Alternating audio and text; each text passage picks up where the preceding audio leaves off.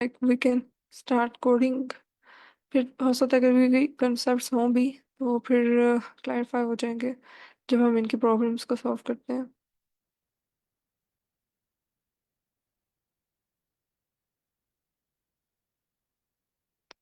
Okay so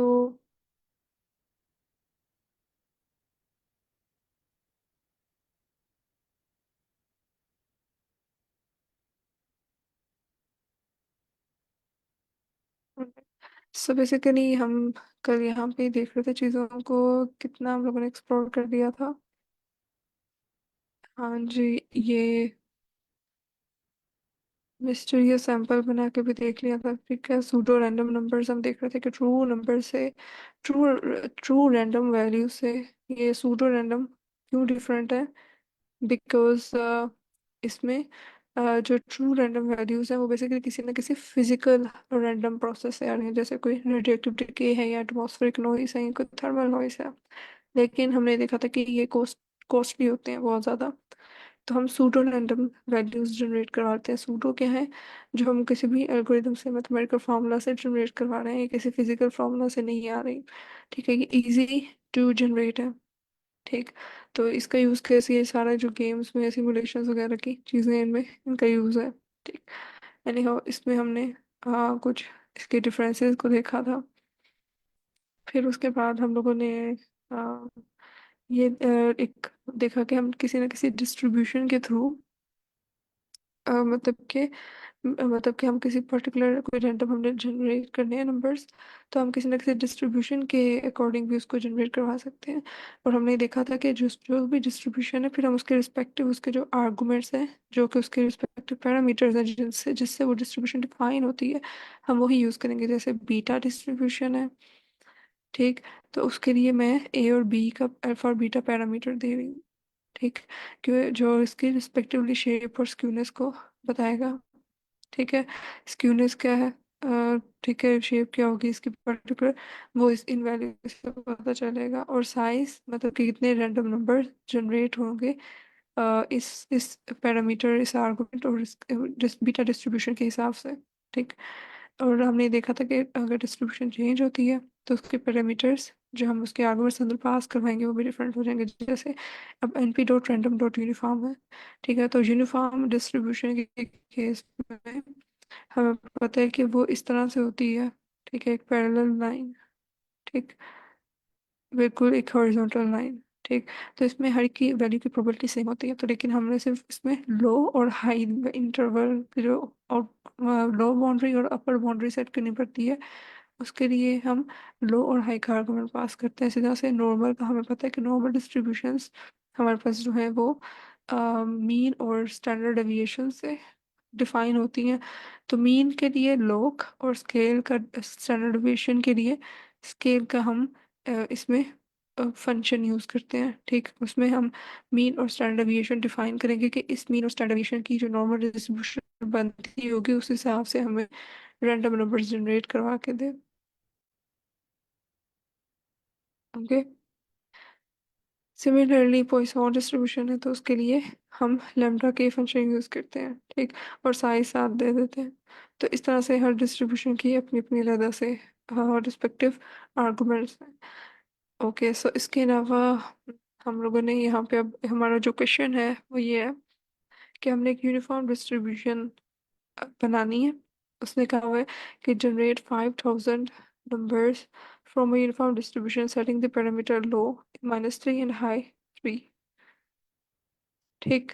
तो जो लो और हाई है यानी ये दोनों इसके यूनिफॉर्म डिस्ट्रीब्यूशन के रिस्पेक्टिव हमारे पैरामीटर जो हम पास करवाएंगे, यानी लो किसको शो करता है, lower boundary of range of values, और high upper boundary of range of values को शो करेगा। ठीक। तो अब मुझे यहाँ पे यूनिफॉर्म डिस्ट्रीब्यूशन के हिसाब से रैंडम नंबर्स जनरेट करवाने हैं। तो मुझे क्या करना चाहिए, किस तरह से लिखेंगे मैं इसमें।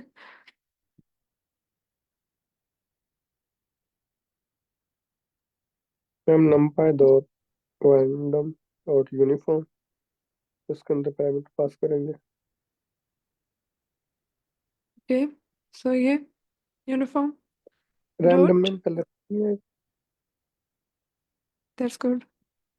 रैंडम के अंदर से फिर डिस्ट्रीब्यूशन यूनिफॉर्म, फिर ओके, और फिर हम इसमें लो हमारा था -3, और हाई है हमारा 3, राइट। और साइज, साइज इसने हमें कहा हुआ है 5000। इनफैक्ट इसको ब्रैकेट में लिखने की जरूरत नहीं है, 5000 है। ठीक।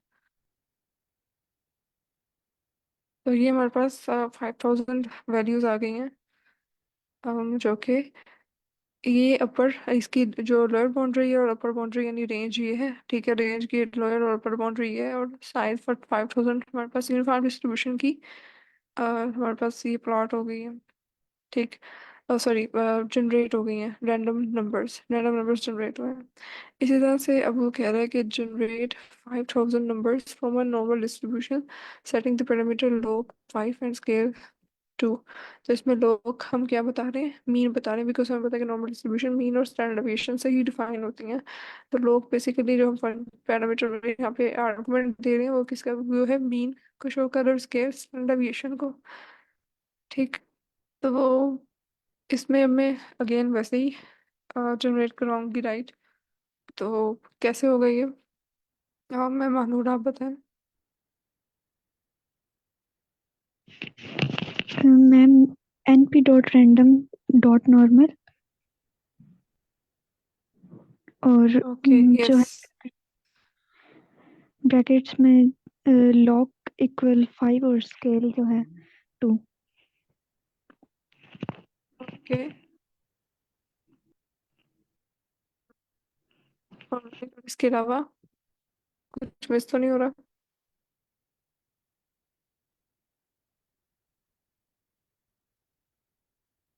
Scale 2, right. इसके अलावा कुछ ऐड करना है मैंने।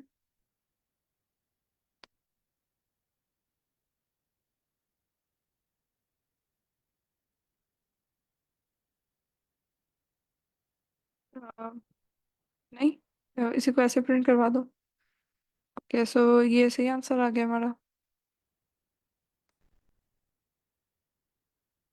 ठीक है। क्योंकि अच्छा, ये क्वेश्चन में उसने हमें से 5000 पूछे हुए हैं ना, तो डेफिनेटली हम इसमें साइज बताएंगे।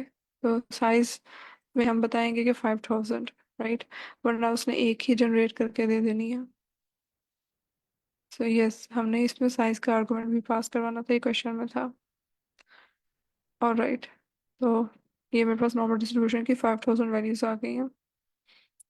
अब इसमें नेक्स्ट क्या होगा, हिस्टोग्राम प्लॉट करने का उसने हमसे पूछा हुआ है, कि हम इसमें विजुलाइज करवा के भी देख सकते हैं कि किस हिसाब की बनी है, ठीक है। हिस्टोग्राम ऑफ द और बीन्स की उसने ये हमें बताई हुई है कि ये बीन्स होगी।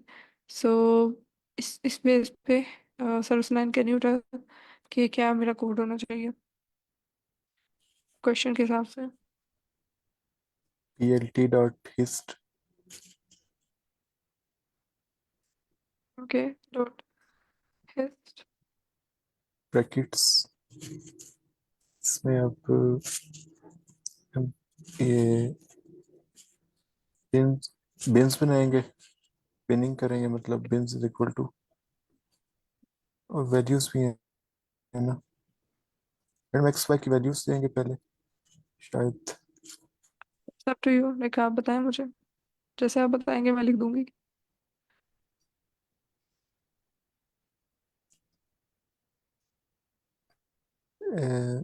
-3, यहाँ नहीं नहीं, बीन्स के आगे, बिन्स से पहले। अच्छा, नहीं, अच्छा ये ऊपर वाली मैं रेस कर देती हूँ, ये अच्छा हाँ, ये तो ऑलरेडी बनी हुई है ना, ठीक है, हाँ जी चने, बताएं, अब मुझे -3 करना है इसको।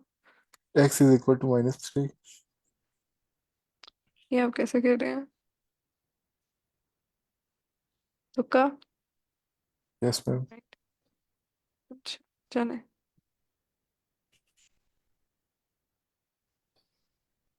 और बिनिंग अब पता नहीं इसमें कैसे होगी। Okay, sir Amar can you tell. जी मैम, ये जो है ना, बिन्स की जगह लिखेंगे 0.25। Bins is equal to 0.25।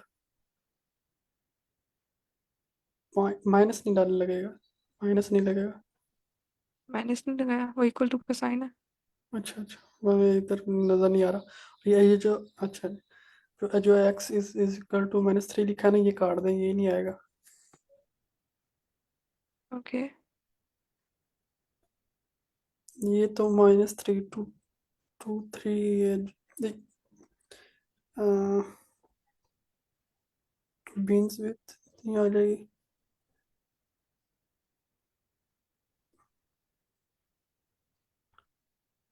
ये low to high, low is equal to -3 और हाई इज इक्वल टू 3 लिखेंगे इधर। सो बेसिकली हमने इसमें क्या किया हुआ है कि यूनिफॉर्म डिस्ट्रीब्यूशन ऑलरेडी बनाई हुई है। ठीक है। उस यूनिफॉर्म डिस्ट्रीब्यूशन को हमने यूनिफॉर्म्स में सेव कर दिया। ठीक है। अब वो हमें ये कह रहा है कि हिस्टोग्राम बना दो यूनिफॉर्म्स का। ठीक है, यानी हमने ये जो यूनिफॉर्म डिस्ट्रीब्यूशन से ये जो रैंडम वैल्यूज जनरेट हुई होंगी ना, ठीक है, इसके जी थ्रू यूनिफॉर्म डिस्ट्रीब्यूशन के अकॉर्डिंग हमने उन वैल्यूज को प्लॉट करना है, हिस्टोग्राम बनाना है उनका, देखने के किस हिसाब की वो डिस्ट्रीब्यूशन आई है। ठीक, तो उसको विजुलाइज करवाने के लिए उन रैंडम नंबर्स को जो जनरेट हुए हैं, हम लोग यहाँ पे फिर डायरेक्टली ही, लाइक हमें दोबारा से लो और हाई देने की जरूरत नहीं है, फिर हम डायरेक्टली ही जिसमें हमने सेव की है वो रैंडम वैल्यूज जो जनरेट हुई थी यूनिफॉर्म्स, उसी को यूज कर लेंगे। ठीक। और हमने कल देखा था कि अगर हमें, जी, ओके, जी मैम, ये जो यूनिफॉर्म है, ये इसको तो ब्रैकेट्स में नहीं लिखेंगे? नहीं नहीं वेरिएबल है ना। सॉरी, ब्रैकेट्स कह दिया, वो कोट्स में। नहीं नहीं, जी वो मैं समझ आ गई थी, ये वेरिएबल है। तो वेरिएबल को तो नहीं लिखते कॉमास में, राइट, क्योंकि उसने उसको तो एक्सेस इसको, करना है। अगर मैं इसको कोटेशंस देखूंगी, इसका मतलब तो ये कि वो स्पेसिफिक कोई वैल्यू है कि वो उसको एज इट इज मैच करे। ठीक है, तो यानी जब मैं इंडेक्स में स्क्वायर ब्रैकेट्स के अंदर कॉलम का नेम दे रही होती हूँ, ठीक है, डाटा फ्रेम से, तो तब मैं उसको कोटेशन में लिखती हूँ ताकि वो जो एबीसी जो भी नेम है मेरा एग्जैक्ट, ठीक है, जो भी मैंने इसमें स्क्वायर ब्रैकेट्स के अंदर दी है वो उसी को एज इट इज मैच करे। ठीक है। लेकिन यहाँ पे जो वेरिएबल है, ठीक है, वेरिएबल को भी कोटेशन मार्क्स नहीं देते। ठीक ठीक, वो देते हैं इस इंडेक्स को कि वो एज इट इज मैच करे, ठीक है। क्योंकि वो मैंने देखा है ना, बाज़ जगहों पर नंबर्स को भी मैम कोट्स दिए होते हैं। हाँ, वो स्ट्रिंग के फॉर्म में ले रहे होते हैं ना उनको, ठीक है, क्योंकि हमने जो ठीक भी कोटेशन में लिखना है वो स्ट्रिंग की फॉर्म बन जानी है उसकी। ठीक है, तो वो उसको फिर वो ठीक। एज अ नंबर नहीं, जब भी उसको कोटेशन मार्क आ गए तो एज अ स्ट्रिंग बन गई और उसको एज इट इज भी वो मैच करने की कोशिश करेगा या जो भी उसका यूज केस है। ठीक। लेकिन इसमें यूनिफॉर्म की वैल्यू कोई चेंज भी हो सकती है, इसलिए इसे वेरिएबल कह रहे हैं ना, यानी इसमें मैं कोई और।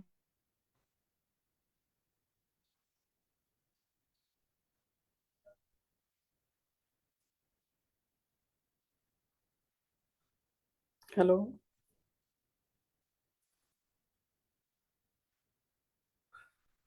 हेलो। हाय। Hello ma'am. मतलब मुझे स्पेसिफिक विड्थ की किसी रेंज में, लाइक हेलो। फ्रॉम -3।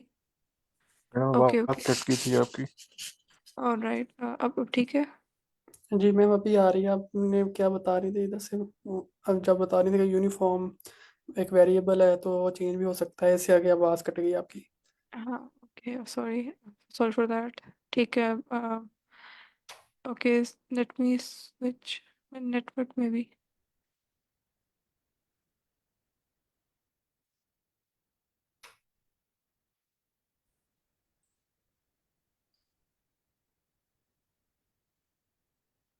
हेलो, जी, अब आवाज़ आ रही है मेरी? जी मैम, आ रही है। ओके, मैंने नेट स्विच किया अपना। ऑलराइट। तो इसमें अब यह है कि मैंने यूनिफॉर्म डिस्ट्रीब्यूशन में लाइक ये रैंडम जो वेरिएबल्स थे वो ये एज इट स्टोर करवाए हुए हैं। और बिन्स में हम लोगों ने देखा था लास्ट टाइम कि 0.25 विड्थ की मैंने रेंज ये दी हुई है कि -3 से 3 तक की मुझे रेंज में ये 0.25 की गैप से मतलब बनानी है। तो मैं कैसे इसको यहाँ पे बताऊंगी। बिन्स के केस में हम लोगों ने ए रेंज का फंक्शन यूज़ किया था ना, यानी एमपी डॉट ए रेंज, और उसमें हम लोगों ने उसके रिस्पेक्टिव वैल्यूज बताई थी। कैसे हो गए अब यहाँ पे? मैम ये होगा राइट। -3 to -3 अच्छा। और ओके। 4 जो भी गैप था, राइट, 0.25 ऐसे के -3 से 3 तक बनानी है, और 0.25, राइट। यानी जी। रेंज जो है -3 से 3 होगी और 0.25 का गैप होगा। तो क्या मैं इस चीज़ को ऐसे ही लिखूं? ये सेकंड फोर्थ नहीं होगा तो क्या हो फिर? कहाँ पे 4? इसको 4 करूँ? क्योंकि -3 वो से 4 करूँ? जी। लास्ट तो इंक्लूड नहीं ना करेगा, मतलब जी। 3 तक बनाना है ना।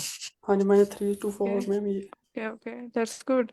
हाँ जी, ये एक्सक्लूसिव हो जाएगा, तो हम इस तरह से कर सकते हैं कि हम 4 की बजाय ना इसमें, क्योंकि वो 0.25 का गैप ले रहा है ना, तो 0.25 का मतलब है कि मैं इसे 3.25 कह दूँ, यानी कि वो फिर 3 तक लेगा। अगर मैं 4 करूँगी तो फिर इसका मतलब ये कि वो 0.25 से मजीद आगे होता जाएगा, 3 से आगे वैल्यूज ले लेगा, अगर मैं यहाँ पे 4 एक्सक्लूसिव करी, क्योंकि वो 0.25 से चल रहा है, फिर वो मैम 3 तक सॉरी, नहीं रहेगा। Excuse me ma'am. Yes. Ma'am ये जो तीसरे नंबर पे जो लिखते हैं, ये मैं मेरा ये किधर से ये एनोटेट किधर से लेते हैं ये नहीं पता। चले मैं इधर से, ये 0.25 है, ये जो तीसरे नंबर आपने दिया हुआ है थर्ड प्लेस पे, तो जी। इसका तो मतलब इंक्रीमेंट नहीं होता कि इतना इंक्रीमेंट, जो रेंज है हाँ जी, उसमें वही हमारे है। नंबर उसमें इंक्रीमेंट इतना रहेगा। और बिन्स बिन्स का मतलब होता है कि बिन्स के जो दरमियान विथ है, बिन्स के दरमियान जो डिस्टेंस होगा वो 0.25 होगा, वो अलहदा चीज़ है। एम आई राइट? हाँ जी। तो इसको फिर क्यों लिख रहे तो हैं? इसको ऑटोमेटिकली लाइक हम ए रेंज में इसको दे रहे हैं ना, यानी अगर मैं इसको प्लॉट करती हूँ तो ये देखें, उसने यहाँ पे -3 से 3 तक दिया, और अगर मैं इसका एज कलर जरा बना के दे दूँ, 1 सेकेंड,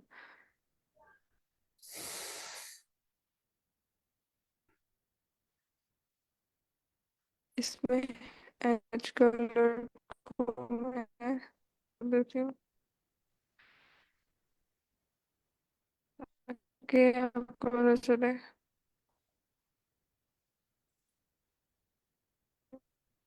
सेकेंड।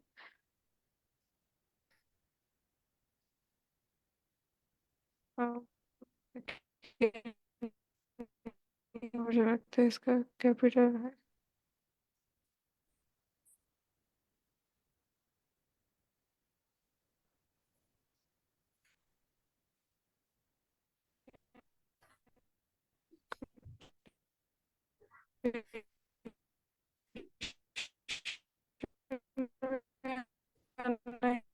कैपिटल है तो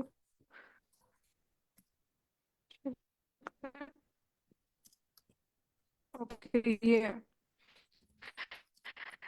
ओके, सो ये है एज कलर, यानी मैंने अब कर दिया। अब ये देखें कि उसने बिन्स की हर विड्थ जो है वो, जो उसने बताया था ना 0.25, क्योंकि मैं यहाँ पे इसकी रेंज में बता रही हूँ कि इतनी बिन्स बनाओ साउंड में। -3 से 3 तक, ठीक, -3 से 3 तक की बिन्स बनानी है, जितने भी नंबर्स आए हैं 5000 जो मेरे पास।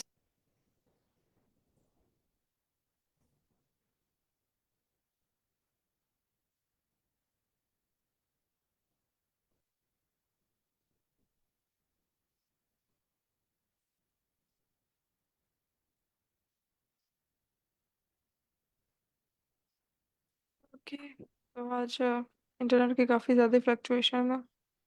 जी मैम, बिल्कुल भी समझ नहीं लग रही थी जो आप पहले बता रही थी। I am sorry about it. जितना मैंने आप सोचा था कि मैं ज़्यादा कवर करूँगी उतना ही हम पीछे हो गए हैं। ओके चले। ओके, सो यहाँ पे मैं ये बता रही थी कि यूनिफॉर्म डिस्ट्रीब्यूशन जो भी मैंने बनाई थी 5000, अब उसमें ए रेंज में मैंने -3 से -3 तक के ये बिन्स बन रेंज में बिन्स बनाई, और उसमें गैप ये जो भी आप जैसे कह रहे हैं ना कि ये इंक्रीमेंट है, इसको गैप कह रहे हैं, इंक्रीमेंट करने बात एक ही है। बिकॉज उसमें फिर हर, या फिर इसको इंटरप्रेट उसको कैसे करेगा, गैप में वो हर एक बिन को बना रहा है 3 से 3, और उसको 0.25 के गैप से बना रहा है, यानी फिर उस हर एक की इंडिविजुअल विड्थ 0.25 ही बनेगी इन अदर वर्ड्स। सो इस तरह से एक बात को यानी कहने के दो डिफरेंट वेज हैं। अच्छा, और यानी कि उसी में हमें जो है विजुअलाइजेशन में भी वो हमें वैसे ही रिजल्ट दे रहा है। यस। अच्छा, तो इसका मैम ये जो बिन्स इज इक्वल टू आपने एनपी डॉट लिखा है, ये दुरुस्त है, ये वाला? हाँ जी, बिकॉज मुझे रेंज देनी थी ना, मुझे -3 से 3 और गैप बताना था, तो फिर ए रेंज का हमें पता है ए रेंज फंक्शन क्या नहीं नहीं, करता है। ये तो पता है यस। मैम, बिन्स बिन्स और आपने जो है वो ये जो है अ, अ, इसको क्या कहते हैं, ये जो इज इक्वल टू का जो साइन लगाया है, इसको कार्ड नहीं देंगे? नहीं नहीं, मुझे स्पेसिफाई करना है ना कि बिन्स कितनी। ठीक है, तो वो मैं बिन्स इज इक्वल टू लिखूंगी, जैसे मैं कोई भी उसके रिस्पेक्टिव वैल्यू मुझे बतानी होती है। एन को मैं यहाँ पे ऊपर लिख रही हूँ, साइज को, या कि एन साइज इक्वल टू 5000, तो जो भी रिस्पेक्टिव वैल्यू है वो तो इक्वल टू के बाद ही आएगी ना। जी अब मैम। हमें नहीं पता कि कितनी वैल्यूज बनेगी, बहुत ज्यादा लिस्ट ऑफ वैल्यूज बन जाएंगी। ठीक है, तो मैंने इस पे इस वजह कोड से लगा दिया डायरेक्टली।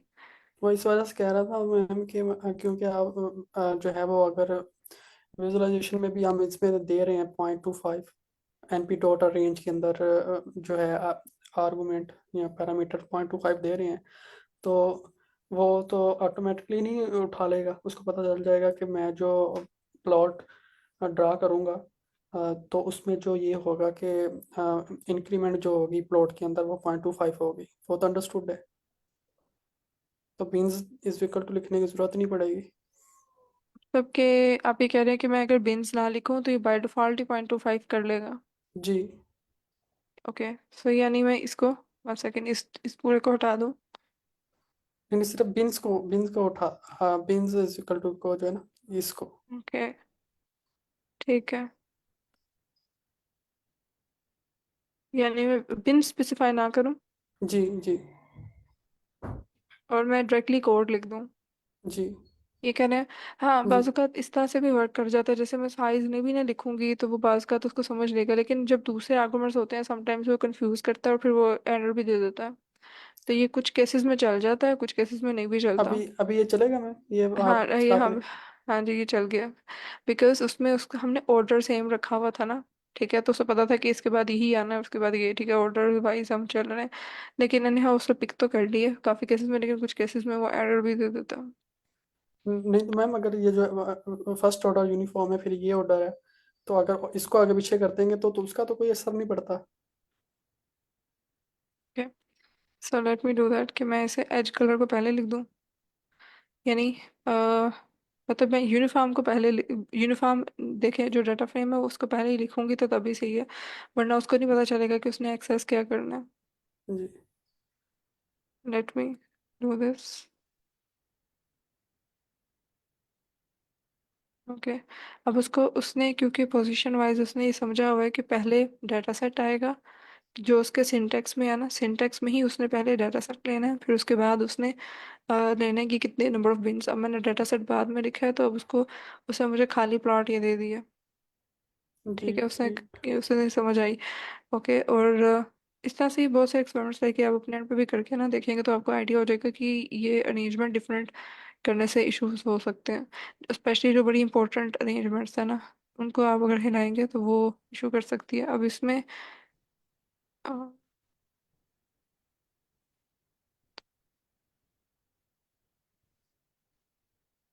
ओके, सो सिंटैक्स एरर में वो कह रहा है कि position arguments follows the keyword argument. ठीक, तो यानी जी पोजिशनल आर्गुमेंट जो है वो आपने बाद में लिख दी है, और कीवर्ड का जो आर्गुमेंट है वो आपने पहले लिख दी है। तो इस वजह से जब हम अरेंजमेंट ऑलमोस्ट सेम रखते हैं तो बाज़ का तो इस चीज़ को पिक कर लेता है। तो बिन इसको मैं स्पेसिफाई करूँ या ना करूँ उससे पता चल जाएगा कि ये अरेंजमेंट वाइज, तो ये हमारे लिए आसानी है कि हमें बाद में कोड में चाहे समझने में पता ना चलेगी या मैंने क्या लिख दिया था। तो उससे बेहतर है कि मैं उसको जब ज़रूरत, मतलब जहाँ पे ज़रूरी है मैं लगा दूँ साथ, ताकि मुझे पता हो मैंने बिन्स के लिए रेंज लगाई थी। जी मैम। ओके, सो इसके बाद लेटर ऑन यही सेम काम हम नॉर्मल वैल्यूज़ के साथ भी कर सकते हैं। लाइक नॉर्मल जो मैंने यहाँ पे था सेम उसी तरह से मैं यहाँ पे, लेकिन बिनविड्थ 0.5 है और उसने रेंज कही हुई है -2 से 13। सो फिर मैं वैल्यूज़ को उसी तरह से स्पेसिफाई करूँगी, ठीक, जैसे यहाँ पे थी। अच्छा मैम, वो अभी आपने भी बताया है कि वो नॉर्मल प्लॉट कौन सा होता है, और फिर जो है जो यस। स्ट्रेट प्लॉट जो आपने बना के बताया था, वो कौन सा होता है? हाँ जी। तो तो हम क्वेश्चन, सिंपली सिंपली जो है वो मैम हम उसी उसी तरह का जो है लाइन लाइन ग्राफ क्यों नहीं ड्रा कर रहे कि वो इसी तरह का हमारे पास आ जाए? उसको हम इसमें क्यों कर रहे हैं, ये हिस्टोग्राम में, हिस्टोग्राम ओके या ओके, फिर ये बार ग्राफ में? अच्छा अच्छा। ओके, सो एक चीज़ ये कि डिस्ट्रीब्यूशन जब हम किसी भी की देख रहे होते हैं ना, ठीक है, मतलब किसी भी हमने जो डाटा सेट की डिस्ट्रीब्यूशन देखनी है तो फिर हम हिस्टोग्राम ही यूज़ करते हैं, ठीक है, ये हमने पहले भी डिस्कस किया हुआ है। और इनफैक्ट आपके इस क्वेश्चन से मुझे एक याद है कि मैंने ये शेयर करना था क्लास में, वो ये है कि एक एंड्रयू बेला चार्ट होता है, ठीक है, उसमें ये मैं ईडीए वगैरह में मैंने बताना था लेकिन वो मेरे माइंड से स्किप हो गया कि एंड्रयू बेला चार्ट का अगर आपको किसी को आइडिया नहीं है तो आप उसको देख सकते हैं कि उसमें ना सारी सजेशंस दी होती हैं आपको, ठीक, जैसे यहाँ पे लेट मी शेयर, ये गिवन है, ये वाला चार्ट, ठीक है, इसमें उसने सब सब बताया हुआ है कि आप करना क्या चाहते हैं, आप कंपेयर करना चाहते हैं, आप डिस्ट्रीब्यूशन देखना चाहते हैं, कंपोजिशन देखना चाहते हैं, किस हिसाब से है, ठीक है। तो इसके बड़े वेरिएंट्स हैं, अभी ये सिर्फ एक ही है, ठीक है, लेकिन इसके और भी बहुत सारे वेरिएंट्स, ये ओरिजिनल एंड्रयू बेला चार्ट नहीं है, ये उसका वेरिएंट है जिसमें उसने बना के ये प्लॉट किया हुआ है, लेकिन इसके नेम्स भी आपको शो हो जाएंगे कि कौन कौन सा चार्ट है रिस्पेक्टिवली, ठीक, इसमें नेम्स नहीं बताए हुए, उसने सिर्फ ड्रॉ कर दिए। लेकिन आपको किस कंपोजिशन चेक करनी है, कंपैरिजन चेक करना है, रिलेशनशिप या डिस्ट्रीब्यूशन चेक करनी है तो उसके रिस्पेक्टिव कौन कौन से, और आपके पास कैटेगोरिकल डाटा है तो तब कौन सा, और कंटिन्यूस या वो दूसरा न्यूमेरिकल डाटा है तो तब कौन सा यू चूज करना है। ये एक एक वेरिएशन है एंड्रयू बेला की, ओके, यानी जिसका कि मैं लिंक शेयर करती हूँ। लेकिन इसके अलावा भी और है, एंड्रयू बेला अगर आप सर्च करें ना, एंड्रयू बेला चार्ट। यानी कि मैम हमने अगर वेरिएबल के दरमियान रिलेशनशिप चेक करना है तो ये वाले ग्राफ होंगे, अगर हमने वेरिएबल्स के दरमियान जो है वो कंपैरिजन चेक करना है तो ये वाले ग्राफ होंगे। जी जी, और ये आपने ये चार्ट जो है ना आपने नेट से सर्च करके अगर इसका कोई और वेरिएंट भी मिलता है तो वो देखें, बिकॉज ये ओरिजिनल वाला नहीं है, ये जो है ना ये मैंने रेंडमली लाइक अभी उसको सर्च किया था, एल मेरा ख्याल है डबल एल नहीं है, यस सिंगल एल है। तो इसको लास्ट में सर्च करेंगे, लाइक आपको दूसरी चीज़ों के लिए भी हेल्पफुल होगा ये चार्ट, इन केस कभी ज़रूरत पड़ ही जाती है, ठीक है, कि बंदे को आइडिया लेने के लिए कि अगर मेरे पास ये मल्टीपल वेरिएबल्स हैं तो कौन से सजेशंस में ग्राफ आ सकते हैं प्रॉपरली। इसके अलावा एक और वेबसाइट भी है, उसका नेम है डाटा टू विज, ठीक, तो ये वाली भी जो है ना आपके लिए हेल्पफुल होगी, मैं ये भी शेयर करती हूँ स्क्रीन।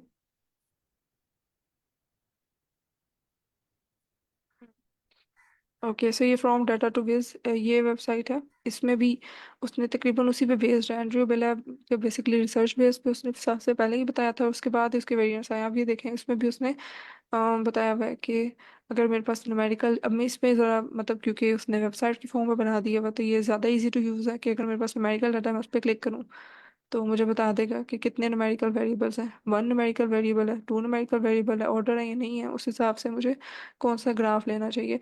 और जो इस ग्राफ पे मैं क्लिक करूँगी वो मुझे उसका आगे रिस्पेक्टिवली उसकी डिस्क्रिप्शन भी बताएगा और उसका कोड भी बताएगा, ठीक, इसके नीचे अगर मैं स्क्रॉल डाउन करूँ तो इसमें मुझे कोड में पाइथन में भी आर में भी, तो ये सारे रिस्पेक्टिवली लैंग्वेजेस में कोड डाल के मैं पाइथन में क्लिक करती हूँ तो मुझे लेटर ऑन पाइथन के उस ले जाएगा और वहाँ पे सारी एक्सप्लेन करेगा कि कैसे है। तो इस तरह से ये भी एक कहने के वन स्टॉप है for all of the things in case very you are good. Getting stuck for data visualization. तो ये भी मैं आपसे शेयर कर देती हूँ, ठीक है, इट्स आल्सो अ जी good website. Thank you ma'am. Should not. ठीक है, डाटा टू बेस, इसमें और भी बहुत सारी उसमें चीज़ें दी हुई हैं, so you guys can explore.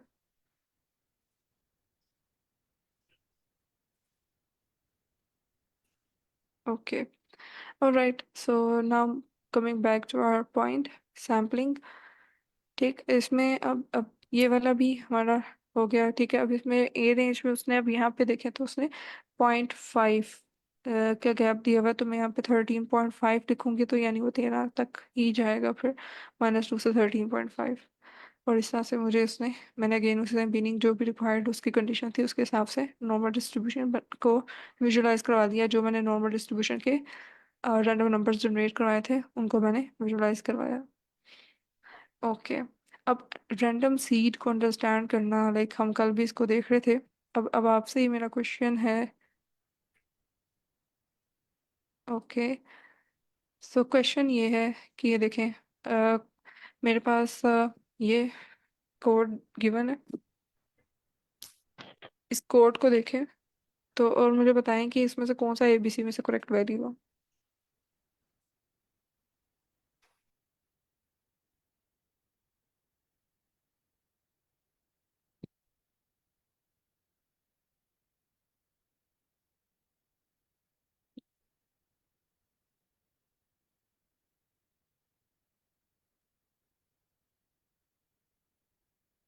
मतलब ये कोड है जिसमें मैंने numpy इंपोर्ट की, फिर numpy में से एक रैंडम सीड दिया और एक x की वैल्यू ली और एक x y की value Lee.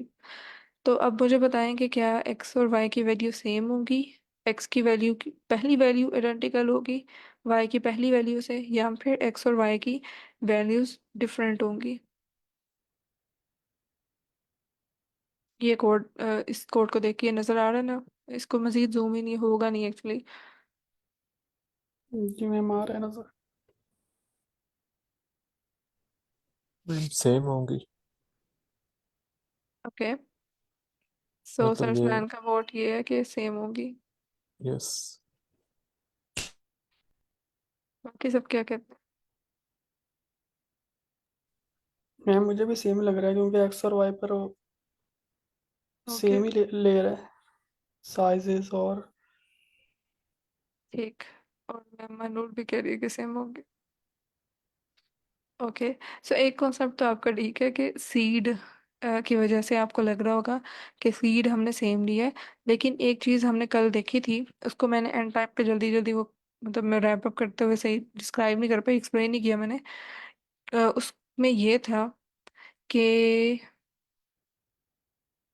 Wait a minute, अगर मैं उस स्लाइड भी ले जाऊँ। हाँ, ये देखें उसने यहाँ पे ये बताया हुआ था कि डिफरेंट सीड यूज कर रहे हैं तो डिफरेंट रिजल्ट्स आ रही हैं, तो हमें पता है। लेकिन उसने यहाँ पे सेम सीड पे, ये अगर हम इसको खाली इस पोर्शन को देखें तो सेम सीड है, एक ही दफ़ा लिया, पहले नॉर्मल डिस्ट्रीब्यूशन बनाई, दूसरी दफ़ा नॉर्मल डिस्ट्रीब्यूशन बनाई। पहली दफ़ा नॉर्मल डिस्ट्रीब्यूशन में ये वैल्यू आई, दूसरी दफ़ा में ये वैल्यू आई। ठीक है, सीड ऊपर एक ही था।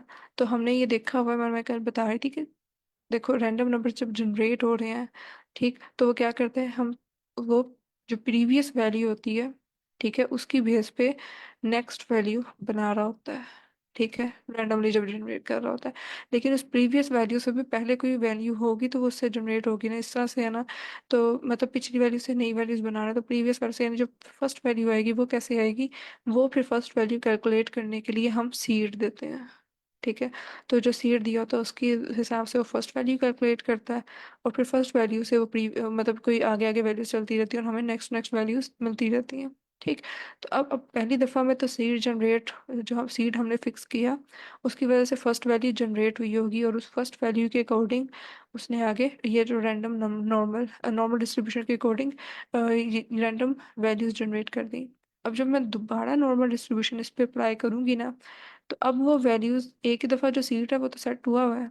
अब उसने जो दोबारा से नॉर्मल डिस्ट्रीब्यूशन अप्लाई करनी है ना, दोबारा उसमें रैंडम नंबर्स जनरेट करने हैं दो, पहले दो जनरेट किए थे बाद में दो, अब जो दूसरी दफ़ा जनरेट करने हैं तो उसके पास अब पिछली वैल्यू है ये अपडेट हुई हुई है ना, तो अब वो ये वाली पिछली वैल्यू से अकॉर्डिंग अब रैंडम नंबर आगे जनरेट करेगा और उससे आगे ये वाला जनरेट करेगा।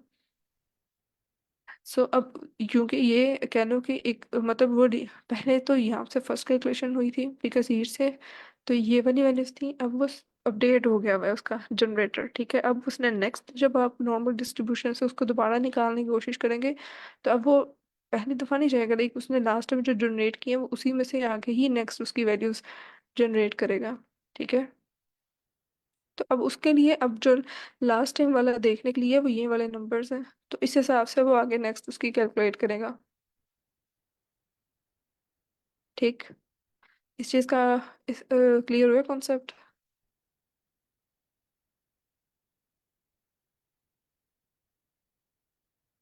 हाँ attractive ही है।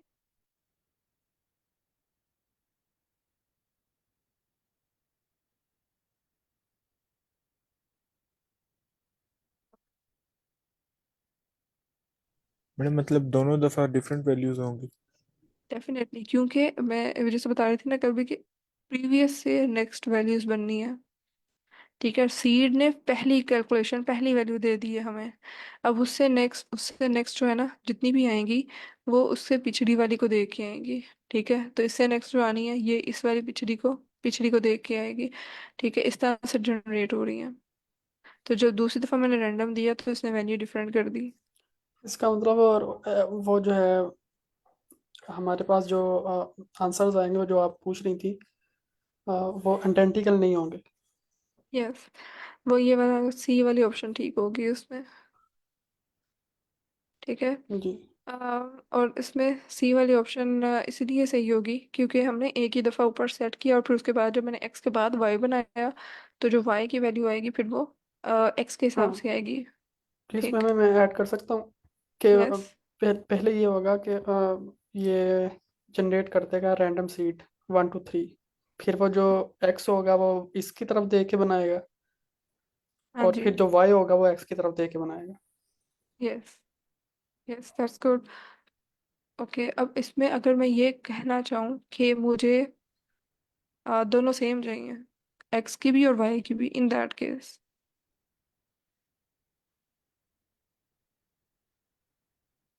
तो उस केस में मैं ये करूँगी जी। आप कुछ ऐड करने लगे हैं? नहीं अगर नहीं मैं ये मैं कहती हूँ यस ओके, तो अगर मैं ये कहती हूँ कि एक्स और वाई दोनों की वैल्यू सेम हो करनी हो मुझे, तो मैं क्या करूँगी, मैं ये कर सकती हूँ कि मैं दोबारा से सीड इसमें ऐड कर दूँ, मतलब एक्स के बाद दोबारा से सीड को डाल दूँ, ठीक है। सीड दोबारा से ऐड होगा तो रीसेट हो जाएगा सीड, ठीक है। फिर वो पहले से मतलब सीड के हिसाब से दोबारा सेम वैल्यू, क्योंकि हमें पता है कि फिर जब सीड सेम होता है ना, ठीक है, तो वो वैल्यू सेम आती है फिर आगे, ठीक है। तो अगर मैं वाई से पहले फिर से एक दफ़ा सीड को रीसेट कर दूंगी तो वो मुझे एक्स और वाई की वैल्यू सेम दे देगा जैसे इस केस में हुआ हुआ है। यहाँ पे मैंने मतलब ये पहले रैंडम डॉट सीड 1 2 3 एक्स की वैल्यू ले ली, फिर रैंडम डॉट सीड 1 2 3 दोबारा से 1 2 3 रीसेट किया सीड को, और फिर अब वाई की वैल्यू उसी सेम कंडीशन से करूँगी तो एक्स और वाई की वैल्यू सेम आ जाएगी।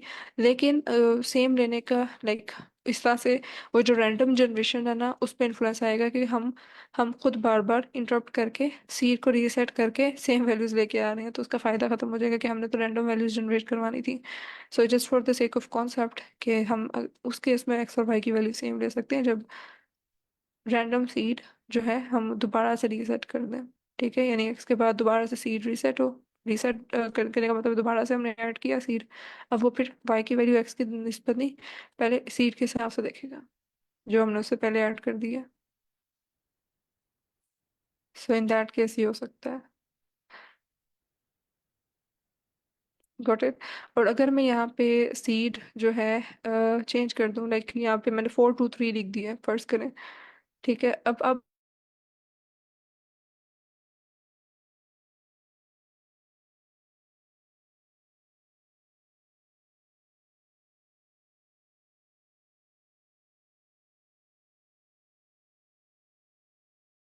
कर दिया था तो फिर एक्स और वाई की वैल्यू सेम हो जाएगी।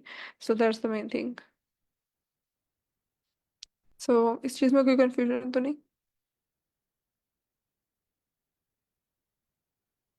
No is it ma'am. Clear now? Okay that's good. चलो फिर अब हम आगे मूव सॉरी मैम, करते हैं। यस। सॉरी सॉरी मैम, आपकी आवाज़ कट रही थी। जो आपने ये जो बताया कि अ, ऊपर सीट की वैल्यू ठीक दी है और नीचे मैं अभी और नीचे जो सीट की वैल्यू ये दी है, अगर इधर 4 to 3 होगा फिर तो आइडेंटिकल नहीं होंगे एक्स और वाई की वैल्यूज। यस यस डेफिनेटली फिर आइडेंटिकल नहीं होंगी। हाँ जी, वो आपकी यानी आवाज़ मैंने कट गई थी तो। सीट, ओके ओके ठीक है, हाँ जी, वो जो भी मैंने फिर वैल्यू दी है ना सीट की, अब सीट चेंज हो गया। पहले 1 to 3 था, 4 to 3 फर्स्ट करें मैंने कर दिया, तो ऑफ कोर्स फिर उसके इसमें एक्स और वाई की वैल्यू डिफरेंट होगी। जी। Okay alright. अब हम नेक्स्ट आगे देख लेते हैं सैम्पलिंग के दो टाइप्स को, सिंपल और रैंडम सैम्पलिंग, राइट।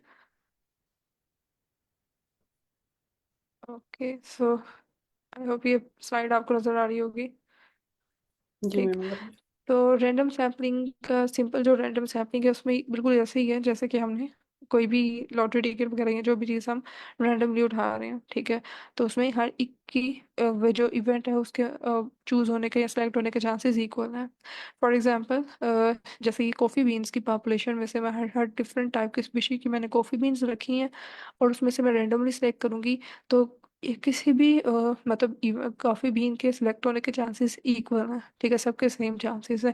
और इस रैंडम सिलेक्शन के अंदर हो सकता है कि मैं दो साथ साथ वाली उठा लूँ, या फिर मैं हो सकता है कुछ रो के अंदर बिल्कुल ही नहीं कोई उठाए क्योंकि रैंडमली उठाई थी, ठीक है। तो हो सकता है कि कहीं कोई बिल्कुल ही नहीं उठाई गई कुछ रो में, ठीक है, और कुछ में ज्यादा, और कुछ रो में ज्यादा हम लोगों ने उस मतलब कॉफी बीन्स उठा ली हैं, ठीक। तो ये रैंडम सैम्पलिंग होगी, सही। अब उसी रैंडम सैम्पलिंग को जैसे हम देख रहे थे कि हम सैंपल जो एन वैल्यू से दे रहे थे तो वो रैंडमली सिलेक्ट कर रहा था। तो उसके साथ हम जो एन वैल्यूज जो सिलेक्ट कर रहे थे, लेकिन अगर हम ये चाहें कि हमें सेम हर दफ़ा सेम रिजल्ट्स मिले, ठीक है, जैसे हम रैंडम नंबर्स जनरेट करवा रहे थे, ठीक है, तो उसमें हम सीड जो है पहले स्पेसिफाई कर रहे थे। तो इस केस में जब मैं सैंपल जनरेट करवा रही हूँ, ठीक है, सैंपल सिलेक्ट कर रही हूँ किसी पॉपुलेशन में से, ठीक है, और मैं ये चाह रही हूँ कि हर दफ़ा सेम रैंडमली बेशक सिलेक्ट हो रहा है, लेकिन हर दफ़ा जब भी मैं इस कोड को रन करूँ मुझे सेम वैल्यू मिले। तो उसके लिए मैं जैसे वहाँ पे सीड था, सीड के लिए से कर रही थी, ये यहाँ पे भी मैं सीड की वैल्यू दे सकती हूँ, और उसके लिए आर्गुमेंट है रैंडम स्टेट का। सैंपल के अंदर अगर मैं सीड एक पर्टिकुलर फिक्स करना चाह रही हूँ, सीड की कोई भी वैल्यू हो सकती है ना, वी नो इट। तो रैंडम स्टेट से मैं उसका पर्टिकुलर एक सीड मैंने बेसिकली दे दी कि उसकी बेसिस पे वो अब जो हर दफ़ा जब भी मैं इस कोड को रन करूंगी तो वो रैंडमली ही बेशक 5 वैल्यूज उठाएगा, 5 रोज उठाएगा, लेकिन वो हर दफ़ा सेम होंगी क्योंकि हमने सीड सेलेक्ट कर दिया हुआ है एक ही दफ़ा, जो कि रैंडम स्टेट के आर्गुमेंट से है, राइट। तो ओके सो ये मैंने सिंपल रैंडम सैम्पलिंग से सीड जो है ना ये एक देखा कि किस तरह से कॉफ़ी के पॉपुलेशन के डाटा सेट से हमने 5 रोज का सैंपल ले लिया, ठीक है, रैंडम स्टेट से। उसके ये तो हो गई रैंडम सैम्पलिंग। एक है सिस्टमेटिक सैम्पलिंग। अब सिस्टमेटिक सैम्पलिंग में क्या है कि मैं इंटरवल वाइज लूँ, सेलेक्ट करूँ, यानी मैं इस केस में ये कह रही हूँ कि हर 5वीं जो कॉफ़ी है ना, कॉफ़ी का जो बीन है उसको लेना है, एवरी फिफ्थ कॉफ़ी, ठीक। ये हर 10वीं कोई भी इंटरवल है, लेकिन मैं उसको मतलब रो और कॉलम वाइज उसको फॉलो कर रही हूँ, यानी इस केस में मैं हर जो 5वीं मेरे पास कॉफ़ी बीन है उसको मैं सिलेक्ट कर रही हूँ, ठीक है। तो इस तरह से करते करते हर 5वीं जो सी थी वो मैंने सेलेक्ट कर ली, सही। तो ये मैंने फिक्स्ड इंटरवल से किया, मतलब एक रेगुलर इंटरवल था 5 का, उसके बेस पे मैंने सिलेक्ट की है। तो इसको मैं कहूँगी ये सिस्टमेटिक है, इसमें इंटरवल आ गया, गॉट इट। तो ये रैंडम से थोड़ी डिफरेंट होगी, इसमें आपने एक फिक्स्ड इंटरवल दे दिया है, सही।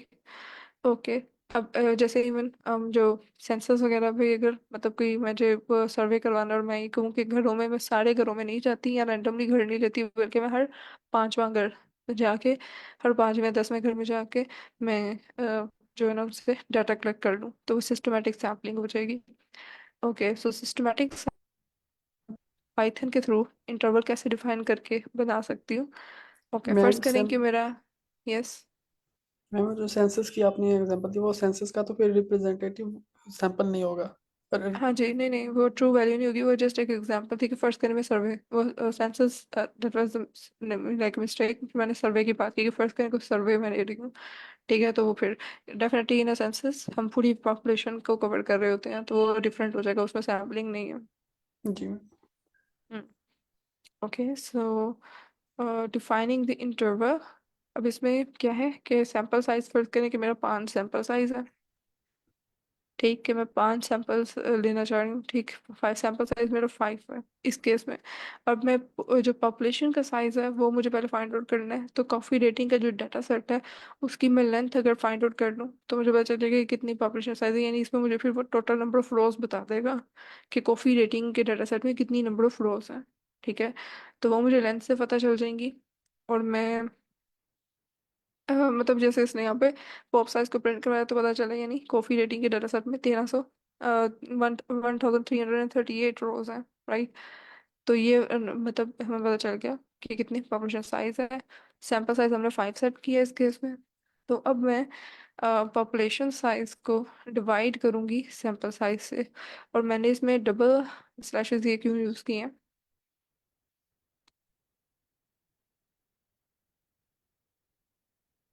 मैम ताकि फ्लोट नंबर ना आए। That's good. int- yes, integer value है। That's good, that's good. यानी ये जो फ्लोट में यानी डेसिमल में अगर कोई वैल्यू आ रही होगी ना, 5 6 फॉर एग्जांपल डिवाइड किया और 5.6 आ रही है, तो ये जो डबल स्लैश लगाई है तो डिवाइड तो एक स्लैश से भी हो सकता था, लेकिन अगर मैं एक स्लैश लगाती तो मुझे फ्लोट वैल्यू मिलनी थी। ठीक, लेकिन मुझे तो ये देखना था इंटरवल में कि हर पांचवा हर छठा हर मतलब इस तरह से 5.5 तो नहीं ना होता कि हर 5.5 घर जाके मैंने देखना है हर 5.5 वाली लेनी है मैंने, तो वो तो नहीं होगा। तो इसलिए मुझे कोई भी अगर फ्लोट वैल्यू है तो मैं चाहती हूँ कि वो डेसिमल के बाद वाली सारी जो वैल्यूज है उसको ख़त्म कर दे। ठीक है, और मुझे सिर्फ जो इंटीजर वैल्यू है ना वो दे। तो उसके लिए मैं डबल स्लैश लगाऊंगी तो ऑटोमेटिकली मुझे इंटीजर वैल्यू मिलेगी, यानी अगर मुझे 5.6 आंसर आ रहा होगा ना उस डिवीजन का तो वो मुझे वो 5 ही आंसर देगा। ठीक, ओके। सो इस तरह से मैंने इंटरवल क्या निकाल के पॉपुलेशन साइज। Yes, okay. सो पॉपुलेशन साइज को डबल स्लैश से मैंने सैम्पल साइज से डिवाइड किया, तो इसके बाद मुझे इंटरवल मिल जाएगा। ठीक है, इंटरवल क्या है? 267। सही, यानी रो वाइज वो इस हिसाब से वैल्यूज को लेगा। ठीक, 267। अब इसमें मैं इंटरवल को मैंने अब पाइथन के थ्रू कैसे बताना है कि इस इंटरवल वाइज वो रोज को ले। ठीक, तो उसके लिए वो ये करेगा, मतलब उसने इंटरवल वाइज हर रो वाइज उतनी वैल्यूज को लेना है, यानी 0 से स्टार्ट होके उसने उतने इंटरवल वाइज वैल्यूज लेनी है। तो यहाँ पे क्योंकि मुझे 5 सैंपल साइज चाहिए था तो उसने 5 रोज ली 267 इंटरवल से, हर 267 वाली रो को उठाया। ठीक है, अब उसमें यहाँ पे जैसे उसने उस चीज़ को कैटर करने के लिए कि इंटरवल वाइज वो लेता जाए, तो मुझे 2 कॉलम्स लगाने पड़े हैं। ठीक है, यानी कि वो यानी जो 267 है तो ये कहेगा कि हर 267 रो को लेना है मैंने कॉफी रेटिंग से, 2 टाइलोग से मैं रो को एक्सेस कर लूंगी। ठीक है, रो को एक्सेस करने के लिए 2 टाइलोग, और कौन सी रो को एक्सेस करना है? हर 267 से जो मेरा इंटरवल की वैल्यू आई है ना, वो वैल्यू को मैं डबल कॉलन से शो कर रही हूँ कि इंटरवल वाइज ले उसको। ठीक, तो इस तरह से सिस्टमेटिकली मेरे पास ये सैंपल आ गया। ठीक, जिसमें मेरे 0 से स्टार्ट होके 267 फिर 534 फिर 1 और 1068 ये 5 मुझे सैंपल वैल्यूज मिल गई। Right? अब इसमें जो मतलब डाटा है सिस्टमेटिकली मैंने निकाल तो लिया, लेकिन मेजोरिटी टाइम सिस्टमेटिक डाटा जब हम लेते हैं तो उसमें बायसनेस के चांसेस होते हैं। फॉर एग्जांपल इस केस में जो मैंने डाटा लिया अब ठीक है, ये सैंपल वाला। ठीक, इस सैंपल वाले को मैं अगर उसमें से रिसेट इंडेक्स करके फॉर श्योर, क्योंकि इसमें अब ये देखें कि वो इंडेक्स नंबर ये जो है मतलब 0 1 2 3 नहीं आ रहा, लाइन वाइज नहीं आ रहा, बल्कि जो जो उसने रो ली थी उसका इंडेक्स नंबर आ रहा है रिस्पेक्टिवली। ठीक, तो इस चीज़ को ज़रा बैलेंस करने के लिए कि वो मतलब 0 1 2 3, क्योंकि उनको विजुलाइज करना आसान हो जाता है फिर। ठीक है, और लेटर ऑन मैनिपुलेट करना, तो इसलिए हम रिसेट इंडेक्स करते हैं जब भी हमने रैंडमली रोज पिक की होती हैं, ठीक है, उनको रीसेट इंडेक्स करके ताकि वो 0 1 2 3 एक रेगुलर ऑर्डर में आए। फिर उसके बाद जो है हमने उसको प्लॉट किया, स्केटर प्लॉट। इस केस में हम बना के देख रहे हैं कि इंडेक्स को, और वाई एक्सिस पे आफ्टर टेस्ट को ले लिया। ठीक, तब उस जो मैंने सैंपल उठाया था उस सैंपल में से हमने ये प्लॉट जब की वैल्यूज, ठीक, उस सैंपल की, तो डाटा कुछ ऐसे ही आ रहा है। अब इसमें ये पता चल रहा है कि जो वैल्यूज है शुरू वाली वो ज़्यादा है, बाद में कम हुई है, फिर एंड वाली जो रोज है उनमें वैल्यूज बिल्कुल कम हो गई हैं। तो यानी कि जो डाटा में उसने जब उठाया ना, तो उसमें ऑलरेडी मतलब बेशक उसने सिस्टमेटिक सैम्पलिंग की है, लेकिन जैसे ही उसने डाटा लिया ना, उसमें कुछ रोज के ऑर्डर में भी ऐसा होगा कि शुरू वाली रोज में सब में वैल्यूज कम है, जैसे जैसे इंडेक्स बढ़ रहा है वैल्यूज ज़्यादा हो रही हैं। ठीक है, इंडेक्स और वाई मतलब बेसिकली इसने आफ्टर टेस्ट को प्लॉट किया है स्केटर प्लॉट में, और इंडेक्स के अगेंस्ट क्यों किया है, यानी जो इंडेक्स का कॉलम हमने रीसेट किया था, यानी 0 1 2 3 रो वाइज जो आ रहा है। ठीक है, तो रो वाइज हर इंडेक्स का जो रो का इंडेक्स था उसके अगेंस्ट उसने डाटा सेट के अंदर जो आफ्टर टेस्ट का कॉलम था उसको प्लॉट किया, देखने के लिए कि क्या ट्रेंड चल रहा है ना डाटा सेट के अंदर। ठीक है, वैल्यूज तो आ रही होंगी, लेकिन उन वैल्यूज को देख के मुझे पता नहीं चलेगा कि उसने किस हिसाब से वैल्यूज ली हुई है। ठीक है, तो जब मैंने उनको स्केटर प्लॉट से देखा, तो मुझे पता चला कि जैसे जैसे रो जो इंडेक्स है, यानी 0 से 200 गया, 2 से 100 से 400, यानी रोज बढ़ रही है, नीचे जा रही है, मैं टॉप टू बॉटम रोज देखने। तो आफ्टर टेस्ट की जो वैल्यू है उसमें पर्टिकुलर एक पैटर्न आ रहा है कि शुरू में कम है, शुरू में ज़्यादा है, बाद में कम होती होती एंड वाली रोज में बिल्कुल ही कम है। तो इसका मतलब ये है कि डाटा के अंदर बायसनेस है, मतलब मैं उसको एज इट इज़ जो सिस्टमेटिक वे में ले रही हूँ, तो ये मुझे डाटा गलत दे रहा है। ठीक है, ये जब इस तरह का पैटर्न नज़र ना आ रहा हो मुझे, तो फिर मैं यूज़ कर सकती हूँ सिस्टमेटिक सैम्पलिंग को। लेकिन जब मुझे इस तरह का पैटर्न नज़र आ रहा है ना कि डाटा सेट में कोई ऑर्डर वाइज ही वैल्यूज चल रही हैं, ठीक है, तो उस केस में फिर मैं सिस्टमेटिक सैम्पलिंग को यूज़ नहीं कर सकती। ठीक, तो उस केस में मैं फिर क्या करूँगी, बेसिकली मैं अगर इन रोज को शफल कर लूँ, ठीक है, जो मैंने इंडेक्स वाइज यहाँ पे लिखी थी, इन रोज को अगर मैं शफल कर लूँ, तो फिर ये वाला जो ट्रेंड है ये खत्म हो सकता है, ऐसा है ना, यानी जो मैं मतलब फिर वैल्यूज ऊपर नीचे हो जाएंगी ज़रा। यस। इसको हम मैम वो भी रैंडम सैम्पलिंग भी तो कर सकती हैं इस केस में। हाँ, यस, यस, अभी हम उसी तरफ ही आएंगे, अभी हम उसी तरफ ही रहते हैं। हाँ जी, सिस्टमेटिक सैम्पलिंग में, यानी ऐसे केस में जब पैटर्न एक बन रहा है, तो एक दूसरा चीज़ ये है जो इसके मुकाबले में मैं कर सकती हूँ, वो क्या है कि मैं रोज को शफल कर दूँ। ठीक है, यानी मैं इंडेक्सेस ऊपर नीचे कर दूंगी, अगर इसके 0 1 इंडेक्स वाली रो हो सकता है बाद में आ जाए, 3 इंडेक्स वाली पहले आ जाए, तो ये वाला पैटर्न टूट जाएगा। सो उससे फिर जो है ना बायसनेस क्रिएट नहीं होगी डाटा सेट के अंदर। ठीक है ना, तो मतलब एक हल ये है कि मैं रोज को शफल कर लूँ। तो इन दैट केस जब मैं रोज को शफल करूंगी, जैसे उसने यहाँ पे किया, उसने क्या किया, उसने यहाँ पे शफल करने के लिए उस सैंपल के अंदर ही एक आर्गुमेंट यूज होता है फ्रैक। ठीक है, फ्रैक्शन, अरे फ्रैक इज इक्वल टू 1 इसने किया है। ठीक है, तो इसमें बेसिकली क्या होता है, ये वाला जो फंक्शन है ना फ्रैक का, ये बेसिकली प्रोपोर्शन में डाटा ले रहा होता है। ठीक है, और ये क्या करता है बाय डिफॉल्ट, जब मैं इसमें एन की बजाय, मतलब एन की बजाय मैंने यहाँ पे फ्रैक्शन लिखा है, फ्रैक्शन इज इक्वल टू 1, तो इसने क्या करना है, इसने ऑटोमेटिकली ये जब भी यूज करेंगे ये सारी रोज को शफल करेगा, और जो भी मैंने इसमें प्रोपोर्शन दिया हुआ है उसके मुताबिक डाटा सेट दे देगा। ठीक है, फॉर एग्जांपल अगर मैंने 0.5 लिखा होता तो इसने मुझे 50% डाटा सेट की मतलब डाटा सेट को शफल करके उसमें से 50% रोज मुझे दे देनी थी, सिलेक्ट करके कोई सी भी रैंडमली। लेकिन अगर मैंने 1 कर दिया है तो इसका मतलब ये है कि सारा डाटा सेट लेगा मुझे, मतलब सारा डाटा सेट रिटर्न करेगा, मतलब डाटा सेट को इसने जितनी रोज थी उन सबको शफल किया, और मुझे वो शफल करके रोज एज इट इज, मतलब वो जो डाटा सेट की सारी रोज ही दी हैं लेकिन शफल कर दी हैं। 1 का मतलब ये है कि उसने मुझे पूरा डाटा सेट दिया। ठीक है, तो फ्रैक्शन से बेसिकली हम प्रोपोर्शन सेट कर सकते हैं कि अगर मुझे पूरा डाटा सेट नहीं चाहिए, मुझे रोज शफल करके आधा डाटा सेट चाहिए, तो मैं 0.5 लिख देती, या उसके साथ 30% चाहिए तो 0.3 लिख देती, अब मुझे फुल डाटा सेट चाहिए लेकिन रोज शफल करवानी है, तो मैंने यहाँ पे क्या किया, फ्रैक्शन इज इक्वल टू 1 लिख दिया। 1 से डाटा सेट होल ओवर रो सारी शफल हो जाएंगी। ठीक, और शफल करने के बाद ऑफ कोर्स हमें पता है कि इंडेक्सेस ऊपर नीचे हो गए हैं, तो उसको इंडेक्स को रीसेट इंडेक्स कर देना है। Drop is equal to true के उसका जो पहले वाला इंडेक्स है, ठीक है, पहले मैंने पहले वाला जो इंडेक्स की रो होगी उसे ख़त्म किया है, और फिर जो न्यू डाटा सेट जो हमारा शफल होके आया था उसके रीसेट इंडेक्स किया ताकि वो 0 1 2 3 से लाइक ऑर्डर में हमारा इंडेक्स आ जाए उसमें। सही। अब अगेन मैंने उसमें इंडेक्स रो जो थी उसके हिसाब से अगेन आफ्टर टेस्ट को किया, तो अब देखें अब कोई पैटर्न नहीं है।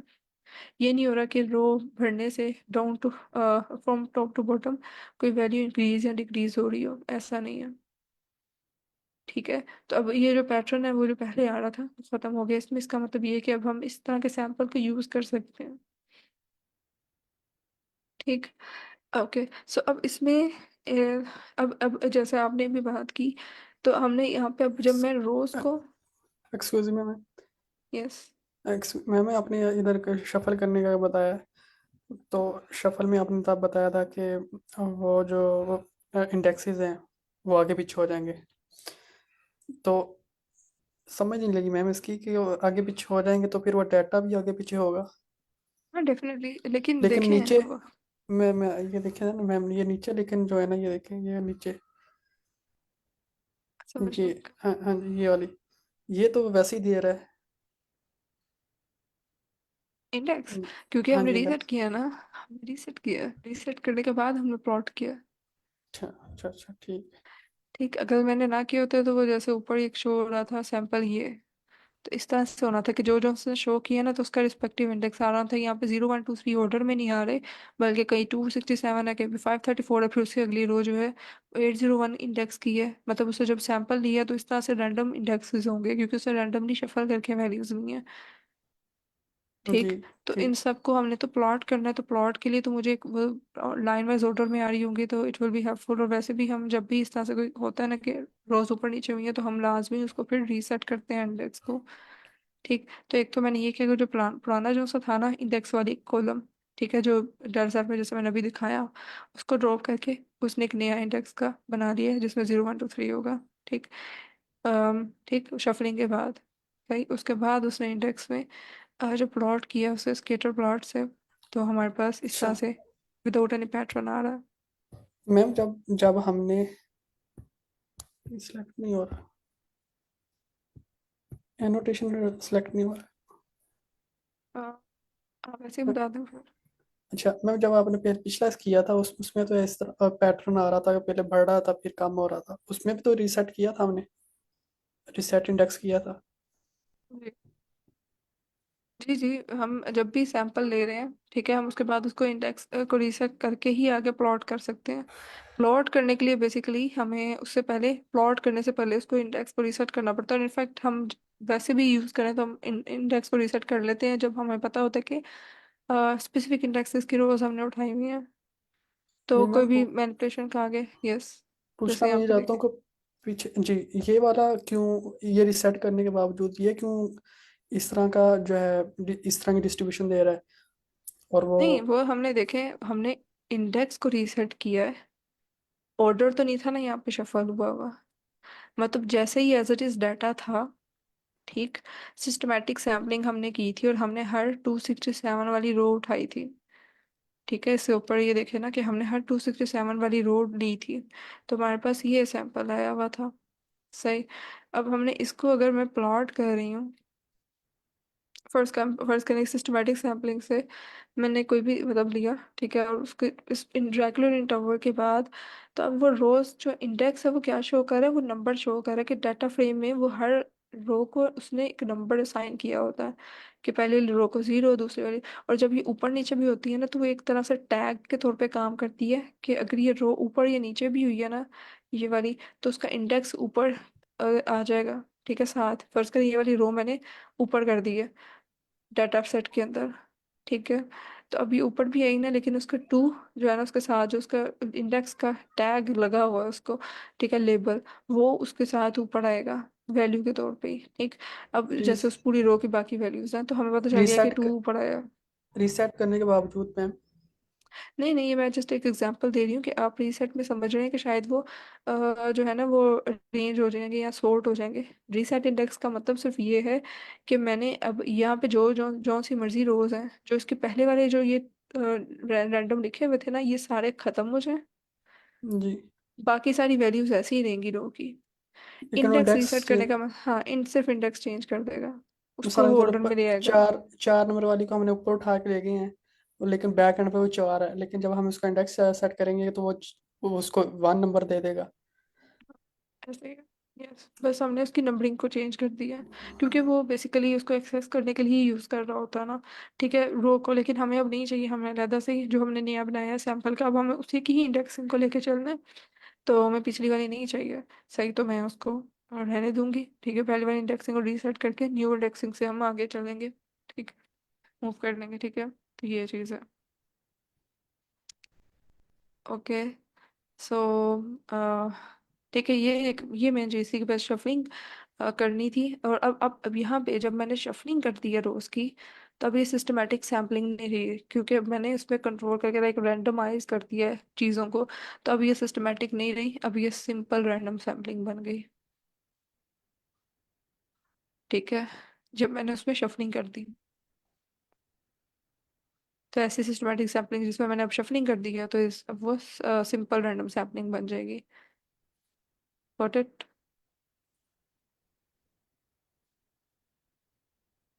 क्योंकि उसमें मैंने रैंडम एलिमेंट खुद से ऐड कर दिया, वो इंटरवल वाइज नहीं रहा, उसमें रैंडमली फ्रैग जो मैंने किया था ना, उसने रैंडमली रोज को शफल किया था, तो वो इंटरवल वाइज नहीं रहा, अब वो रैंडमली रहा। तो इसलिए अब इसमें ये इसको हम कहेंगे कि सिंपल रैंडम सैम्पलिंग हो गई है। ठीक, तो आज का यहाँ तक ही था। और इनफैक्ट हमने 8 मिनट ऊपर ले लिए हैं। So thank you for bearing with me till the end. बाकी हम कल करेंगे, और इसके मैं क्वेश्चंस आपसे शेयर कर दूंगी, तो ये आप अपने एंड पे खुद करने की कोशिश करें, या फिर मंडे को कर लें, बाकी भी आ जाएंगे पार्टिसिपेंट्स।